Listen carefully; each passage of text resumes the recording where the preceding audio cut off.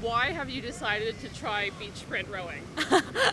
Now I don't know how and why, but I'm very happy to be here because I love short distance and feel very well with the waves.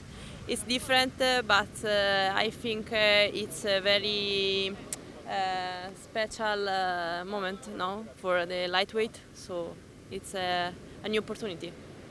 Is is beach sprint rowing what you thought it was going to be? Is it what you expected? I don't know. I don't know. I I want to enjoy with myself with the boat and nothing, nothing more. And two more questions. One, what skills do you think you have to use in beach sprint rowing that you maybe didn't use as much in classic rowing? I think very. Uh, mm, I think the skill can be with the body, with the action, with the mental attention, no? And it's very short distance, so you need a very strong muscle. And I don't know if I have a very strong muscle, but it's okay. So you guys have been doing beach sprint rowing for 6, 7 years now. What skills do you think are essential for beach sprint rowers? I think like adaptability and being really agile. I was going to say the exact same thing. I think obviously rowing skills are really important, and the ability to like read the waves and be able to like use the skills you have on the waves in the moment, but being locked into one sort of idea of what you have to do is like you have to get a break away from that, and it's the adaptability, like Sarah said, that really makes or breaks the race. And rowing can be a very mental sport, but we've been told that the mental side for beach sprint rowing can be very different than for classic rowing. How do you think they differ? I think like there's more nerves on the start line a little bit. Yeah, you just have to, because it's one like head-to-head racing, that can get in your head a little bit. But when it comes down to it, it's the management of the nerves is just the same. You just have to manage more, I guess. Yeah, I think the mental game in it is same thing as the adaptability. It's just you have to be a little more flexible as well. You have to be ready for the mistakes that will happen because you don't know what's coming, and the crews that can come back from that and be more resilient are the ones that can take advantage of those waves in the situations when it happens.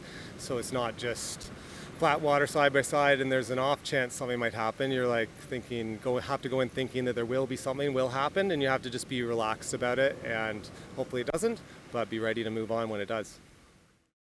What made you make the switch to coastal and beach sprints? Or have you always done coastal and beach sprints? Yeah, I mean, I started doing the coastal at 2021 internationally, and I got to race with Dennis in the double. So after that, I got hooked, and I think it's a nice way to look at rowing. And what skills do you think you've had to use in coastal and beach sprints that you don't necessarily have to use in classic rowing? So I think the main difference is handling the big wash and navigation, and being able to stay relaxed when it's very choppy. And on the mental side, we've heard it takes a complete different mental strength. Do you agree with this? Yeah, I think you will have to be strong mentally to challenge these waves. Sometimes it's very challenging, and sometimes it's very flat. So you have to be prepared for everything. Is beach sprint rowing what you thought it would be? No and yes. I mean, a lot of the elements that we thought was going to happen are happening, but if you look at this was not, what we were expecting. It's a bit crazy, and I think this beach in particular, the way it drops so suddenly makes the waves just crash in. What are some skills that you didn't realize would be involved in beach sprint rowing? Ooh. So the first time I tried it, I just assumed you would just, run to the boat and jump in. I didn't realize that there were so many things to think about, actually getting into the boat, where to place your foot, which foot to place. So that was different than I thought. And also getting out, you think you just jump out, but you actually have to jump over the rigger, which is, you have to push to get over there.